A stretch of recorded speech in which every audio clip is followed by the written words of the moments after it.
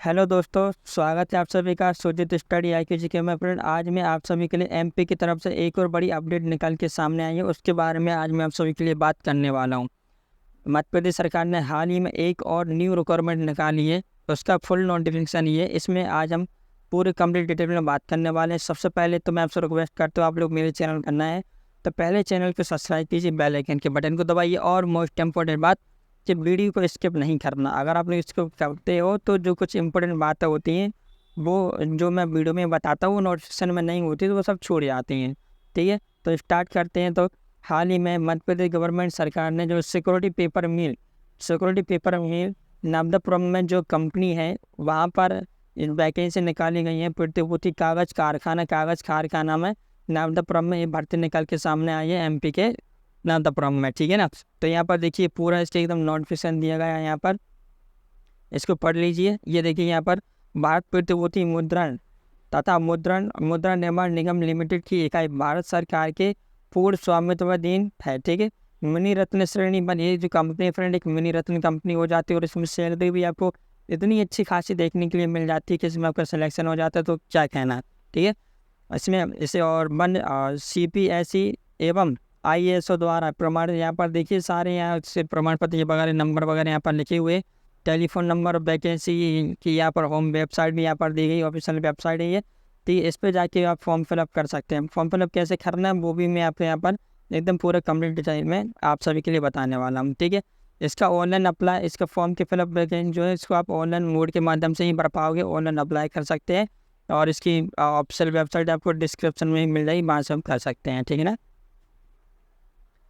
अब हम पदों की बात कर लेते हैं कि कितने पद निकाले गए हैं, कहाँ पर निकाले गए हैं। ठीक है, पोस्ट की भी बात कर लेते हैं और सैलरी की भी बात कर लेते हैं। ठीक है, तो स्टार्ट करते हैं। पहला पद है कल्याणकारी अधिकारी के। देखिए यहाँ पर कल्याणकारी अधिकारी में यहाँ पर आपको ग्रेड 2 का यहाँ पर आपको यहाँ पर मिलने वाली सैलरी देखिए, पदों की संख्या यहाँ पर 1 हो जाती है। सैलरी की बात कर लेता हूँ मैं, तो 29,740 से लेकर 1,03,000 रुपये तक की यहाँ पर आपकी सैलरी बनती है। ठीक है, कल्याण अधिकारी की। और यहाँ पर जनरल वालों के लिए यहाँ पर एक वैकेंसी यहाँ पर निकाली गई है। टोटल यहाँ पर एक वैकेंसी आपको देखने के लिए मिल जाती है। ठीक है, दूसरा हो जाता है पर्यवेक्षक विद्युत के लिए।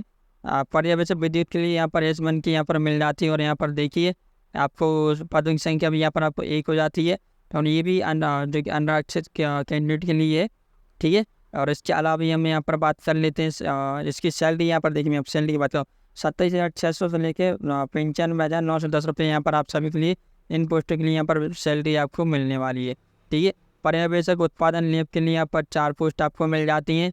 तो यहाँ पर एक पोस्ट तो आपको जनरल वालों की हो जाती है, दूसरी यहाँ पर आपको मिल जाती है अनुसूचित जनजाति और अनपिछड़ा वर्ग के लिए 2 पोस्ट यहाँ पर मिल जाती हैं। ठीक है, टोटल यहाँ पर 4 पोस्ट आपको देखने को मिल जाती हैं।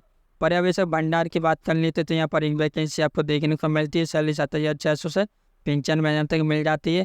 और वो भी एक पोस्ट यहाँ पर आपके देख लिए अनुसूचित जाति वालों के लिए यहाँ पर मिल जाती है। कनिष्ठ हिंदी अनुवादक की भी बात कर लेते हैं, तो यहाँ पर एक वैकेंसी है और 7,600 लेके 95,910 तक सैलरी यहाँ पर आपकी होने वाली है। और यहाँ पर एक वैकेंसी आपको अनुसूचित जाति के यहाँ पर आपको जनरल वालों के लिए यहाँ पर आपको एक वैकेंसी यहाँ पर आपको देखने को मिल जाती है। ठीक है, इसके बाद है जो लास्ट नंबर जो वैकेंसी है सचिवीय सहायक। ठीक है, सचिवीय सहायक की वैकेंसी यहाँ पर आपको एक पोस्ट यहाँ पर आपको देखने को मिल जाती है। और 23,910 सैलरी से लेकर 85,570 तक यहाँ पर आपकी सैलरी हो जाती है। कुल वैकेंसी यहाँ पर आपकी एक है, तो वो जनरल कैंडिडेट वालों के लिए हो जाती है। टोटल यहाँ पर आपको 9 पोस्ट आपको देखने के लिए मिल जाती है। वैकेंसी कम है पर सिलेक्शन अगर आप लोग हो जाता है तो सैलरी काफ़ी अच्छी आपको ज़्यादा यहाँ पर आपको मिल जाती है। ठीक है, ये तो हो गई यहाँ पर आपके पदों की बात। अब हम यहाँ पर बात कर लेते हैं कि क्वालिफिकेशन क्या कमाना है। ठीक है ना, तो यहाँ पर देखिए फॉर्म फिलअप करने की आखिरी तिथि यहाँ पर देखिए 29/10/2023 होने वाली है फ्रेंड आपके यहाँ पर। ठीक है, लास्ट डेट यहाँ पर फॉर्म आपके ऑलरेडी यहाँ पर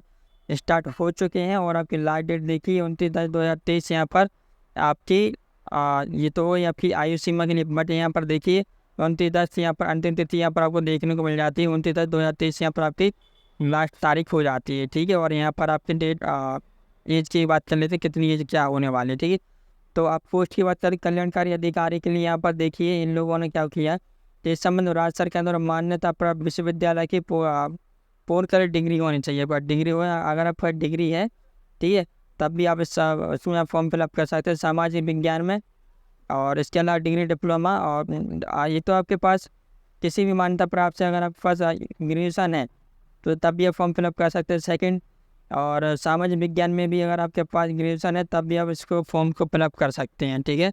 और डिप्लोमा भी हो, डिग्री डिप्लोमा, तब भी आप फॉर्म फिलअप कर सकते हैं। ओके। इसके अलावा यहाँ पर उम्र की बात कर लें तो 18 से 30 साल के बीच में यहाँ पर आपकी एज लिमिट यहाँ पर मांग ली है, ठीक है। एज भी काफ़ी अच्छी मांग ली है। और पर्यवेक्षक विद्युत की बात कर लें तो मान्यता प्राप्त विश्वविद्यालय संस्था द्वारा इंजीनियरिंग, ठीक है, विद्युत में यानी कि इलेक्ट्रीशियन में इंजीनियरिंग आप लोगों ने की है, प्रथम श्रेणी में डिप्लोमा है अगर आपके पास, ठीक है, तो आप इस फॉर्म को फिलअप कर सकते हैं। BE BTech BSc वाले भी, इंजीनियरिंग वाले जो लोग हैं इसका फॉर्म फिलअप कर सकते हैं, ठीक है।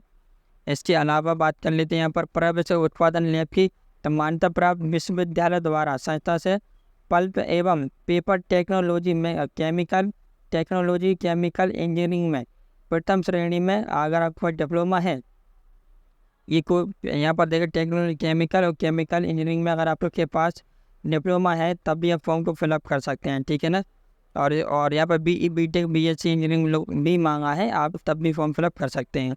पर्यवेक्षक भंडार की बात कर लेते हैं तो यहाँ पर देखिए मान्यता प्राप्त विश्वविद्यालय द्वारा संस्था से यहाँ पर देखिए यंत्रिक, ठीक है, विद्युत इलेक्ट्रॉनिक्स केमिकल इंजीनियरिंग में भी, और यंत्र अगर आपके पास यंत्रिक विद्युत डिप्लोमा भी है तब भी आप फॉर्म को फिलअप कर सकते हैं, ठीक है। BE BTech डिप्लोमा वाले इस फॉर्म को फिलअप कर सकते हैं आप, ठीक है। इसके अलावा कनिष्ठ हिंदी अनुवाद की बात कर ले तो मान्यता प्राप्त यहाँ से हिंदी या अंग्रेजी में प्रथम श्रेणी में आपके पास ग्रेजुएशन होनी चाहिए अथवा डिग्री आपके पास होनी चाहिए हिंदी इंग्लिश विषय के साथ में, ठीक। कोई भी यहाँ पर आपकी डिग्री चलेगी और मास्टर डिग्री है तब भी आप फॉर्म को फिलअप कर सकते हैं। हिंदी अंग्रेजी में हिंदी अनुवाद करने का 1 वर्ष का आपके पास एक्सपीरियंस भी आपके पास होना चाहिए। संस्कृत या किसी अन्य आयुर्वेदिक भाषा का भी ज्ञान आपके पास होना चाहिए। कंप्यूटर हिंदी भाषा में आपका काम करने का प्रमाण जो एक सर्टिफिकेट होगा कंप्यूटर नॉलेज का, वो उसमें भी आप जो है आपके पास सर्टिफिकेट होना चाहिए। एक्सपीरियंस भी यहाँ पर इस पोस्ट के लिए इन लोगों ने एक्सपीरियंस यहाँ पर मांग लिया है, ठीक है। ग्रेजुएशन आपके पास यहाँ पर होनी चाहिए। ग्रेजुएशन के साथ अगर आप डिग्री डिप्लोमा भी है हिंदी इंग्लिश सब्जेक्ट से, अगर आपने कंप्यूटर या मास्टर डिग्री की है तब भी आप फॉर्म फिलअप कर सकते हैं, ठीक है।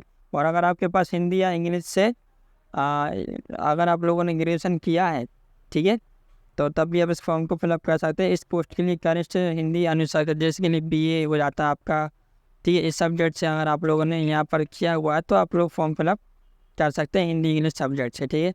इसके बाद हम बात कर लेते हैं सचिव सहायक की, तो यहाँ पर देखिए इन लोगों ने क्या हुआ कि कम से कम इस पोस्ट के लिए आपके पास 50% 50% मार्क्स के साथ आपके पास ग्रेजुएशन या स्नातक कंप्यूटर की जानकारी होनी चाहिए, ठीक। 80 शब्द प्रति मिनट मतलब टाइपिंग यहाँ पर आपकी हिंदी में होनी चाहिए, ठीक है। और अंग्रेजी में 40 शब्द प्रति मिनट यहाँ पर आपके पास होने चाहिए। सेक्रेटरियल कार्य की प्रवणता यहाँ पर आपके पास होनी चाहिए, मतलब आपके पास एक्सपीरियंस है।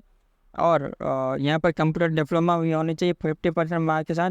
ग्रेजुएशन ईयर आप लोगों ने किया कंप्यूटर से भी कोई भी सब्जेक्ट किया है तब भी आप फॉर्म फिलअप कर सकते हैं यहाँ पर, ठीक है। और यहाँ पर एज की बात के लिए देखिए 18 से 28 साल के बीच में यहाँ पर आपकी एज यहाँ पर आपकी हो जाती है, ठीक है। यहाँ पर देखिएगा आपकी अंतिम तिथि यहाँ पर 29/10 यहाँ पर आपको देखने के लिए मिल जाती है। और इसके हम वेबसाइट पे आके आप लोग फॉर्म फिलअप कर सकते हैं, लिंक डिस्क्रिप्शन में मिल जाएगा, वहाँ पर जाकर आप सभी लोग इसका फॉर्म को फिलअप कर सकते हैं, ठीक है ना। ये थी कुछ इंपॉर्टेंट जानकारी। अगर आप लोग को जानकारी अच्छी लगी और अगर इसमें आपको कोई किसी प्रकार का डाउट है तो आप डाउट में कमेंट कर दीजिएगा। आपका डाउट का सलूशन मेरे द्वारा आपको कमेंट में करा दिया जाता है, ठीक है ना। और आपको कुछ भी पूछना हो तो आप कमेंट कर दीजिएगा, ठीक है। और कोई डाउट हो कोई जानकारी छूट गई तो वो भी मैं आपको बाद में बता दूंगा। चलिए मिलते हैं अगली वीडियो में। जय हिंद जय भारत।